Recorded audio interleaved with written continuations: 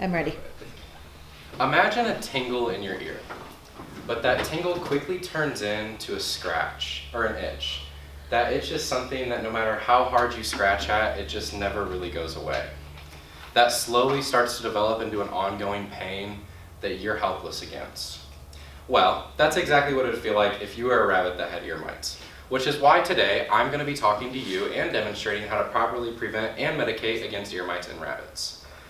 Now you may be wondering why this is so important, and actually, fun fact, rabbits are a pretty universal species of animals, so a lot of the different medications and diseases that they can get are also the same diseases that dogs and cats can get. So this particular instance, ear mites and the way that I'm going to treat them today are actually treated the exact same way in dogs and cats. So in case your dog or cat ever has ear mites, you know what to do. We're going to start off with step one, which is going to be to identify the problem. Now I made this little slide today just so we understand what we're looking at, because a lot of people haven't had the experience to look at ear mites. So we're actually going to be looking in the base of the ear canal, and we're going to be looking at pictures like A and B.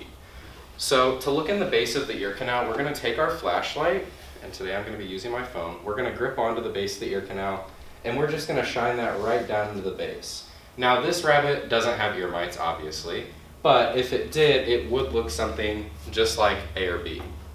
Now when we identify the problem, it's important to understand the life cycle of an ear mite, and VCAHospitals.com actually says that in the egg stage of ear mites, it actually takes them 3 weeks to hatch. And then VCAHospitals.com also says that once they get to the adult stage, it takes them only about a month or two to actually die off. But in that month or two, they're reproducing thousands of eggs and laying thousands of eggs in your rabbit's ear. So when you identify the problem, you're going to be looking for wax buildup and infectious diseases in that ear, because there's just so many ear mites that this is what's going to happen. I'm going to turn on the lights now so we can see. But after we've identified the problem, we're going to move on to step two, which is to prevent and medicate against the ear mites. Now, to prevent and medicate, you may be wondering why they're in the same step, because generally prevention and medication tend to be different. But ear mites are kind of universal, so when you prevent, you're also kicking those ear mites out of the ear while you're medicating. So for the prevention method and the medication method today, we're going to be using what's called Sentry Ear Mite Free, and again, this is actually a dog ear mite medicine, but it works on rabbits. What I'm going to do first is actually read the dosage. Now the dosage on this bottle is actually in the front. Yeah, the dosage on this bottle is actually in the front, and it's about 5 drops in every ear every day. So that's for about a 50, 60 pound dog. This rabbit weighs 10, 12 pounds, so we're going to do about 1.5 drops. And when I say drops, I mean maybe like half the size of a penny. It really does not have to be that big. So what we're going to do first, after we read the dosage, is we're going to give this just a good shake. That's just to allow the medicine to set in. We're going to open the cap. We're going to go to our first ear. We're going to grip the base of the ear canal just like that. We're going to set just 1 little drop in there, maybe 2 if you're really feeling it. And you can see that she gets just a little bit squirmish. This is because the ears on a rabbit are actually the most sensitive body part. The ears on a rabbit are also how they release heat. So when they're releasing heat in the summer, that makes their ears extremely sensitive, and when they're not releasing heat in the winter, that makes their ears almost extremely numb. So with it being warmer outside, these rabbits' ears are a little bit more sensitive. Now once you put those drops in that ear, you're going to want to make sure that you get it as far down in the base canal as you can, and then you're going to want to squish it around. This is to allow the medicine to set into the base of the ear canal. So you can see that she got a little bit wet. And I did bring a squirmish rabbit today on purpose because I wanted you to see that some rabbits, it shows how sensitive their ears actually are. So this ear's good. Would you like to come up and try the other ear? So. I don't know how I feel about sensitive ears. It's okay. Okay. So grip the base. Okay, like that. Yep, and then open it up a little bit and just stick 1 little drop in the, just 1 little drop. It's okay. So then you're just going to squeeze that around a little bit.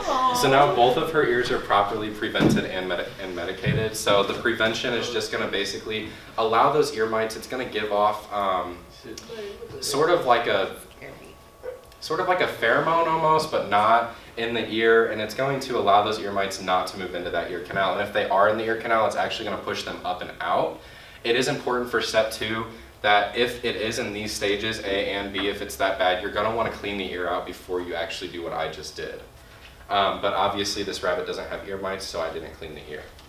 Now, ear mite medicine works a little bit slower if it's in the medication stage. It might take maybe 5 days to 2 weeks. It depends really on how bad the ear mites actually are.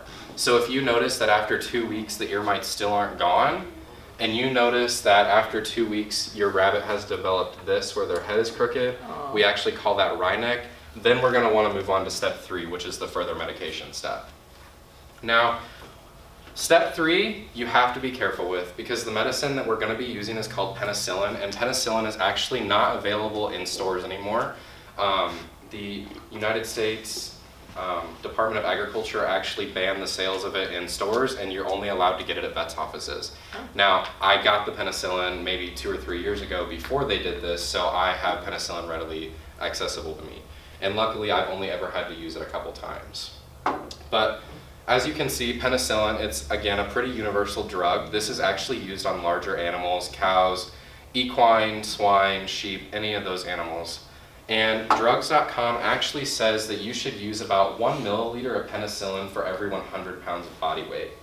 So what we're gonna do is we're gonna do that math just a little bit, and we're gonna do about 1/10 of a milliliter of penicillin for this 10-pound rabbit.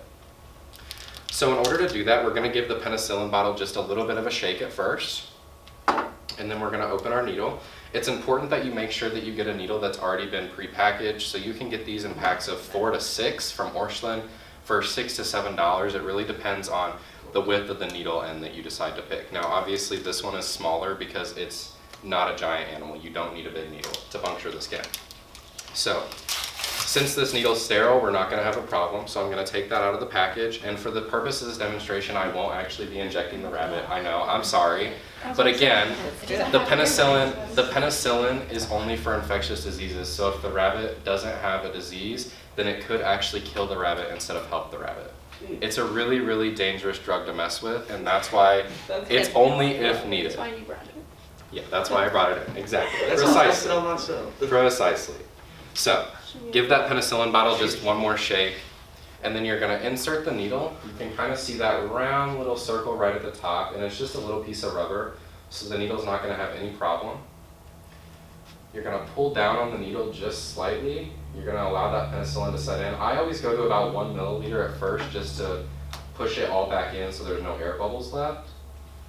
And then now I'm going to go down to that 1/10 of a milliliter line. Once I do that, I'm just going to flick the top just a couple times just to make sure that all the air bubbles are out of the needle. After I do that, I'm going to, well, maybe. After I do that, I'm going to then remove the needle. And then in this case, I'm going to put the cap back on. Now, since I did actually happen to take the tip off that needle, I'm not going to use this one, even though I'm not injecting it. I don't want any penicillin to get on the fur.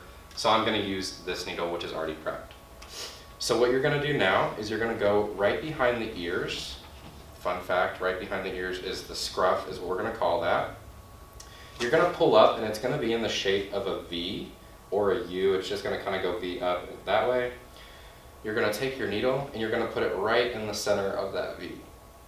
Now, when you put it right in the center of that V, you're obviously going to have the cap off, and you're actually going to be injecting.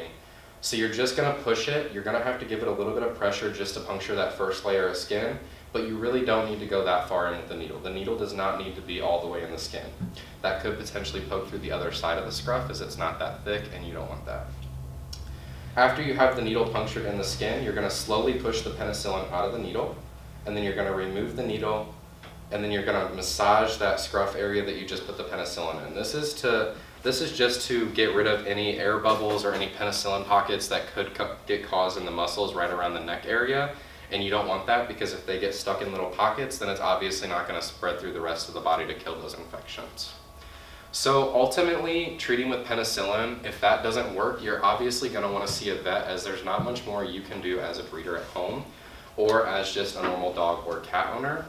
But it is important to understand the dangers of penicillin, and it is important to understand the dosage of all these medicines, because you don't want to overtreat your animal with medication that could cause potentially harmful side effects.